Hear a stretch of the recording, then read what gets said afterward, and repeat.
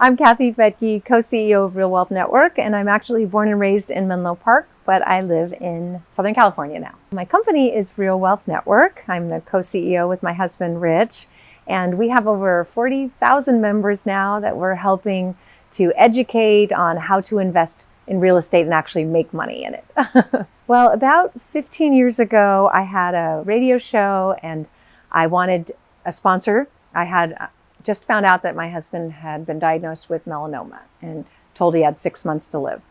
The doctor was wrong and he's healthy today, but at the time I didn't know. And I thought, okay, I'm going to use this radio show to make money so that he can get off the treadmill and get better. And so I started dialing for dollars and calling different people I'd heard on the radio to see if they'd sponsor my show. And I kept hearing no. And then finally I thought, okay, the next person is going to say yes. So I'm going to do something they can't say no to. The next person I said, how would you like to be my co-host?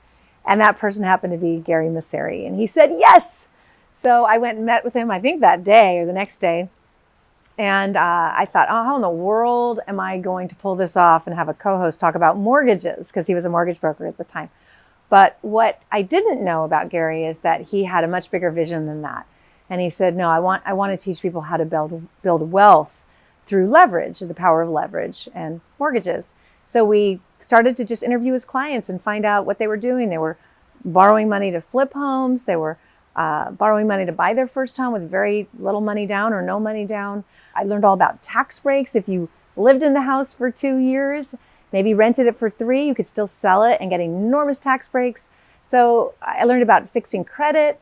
And he was just this incredible wealth of knowledge. And it opened my eyes to the possibilities. And we built a big following of people who also wanted to learn these things. There was really nowhere else to get them. So it was really Gary that opened my eyes to the concept of wealth building. And I will be forever indebted. So of course, I'll always support his events.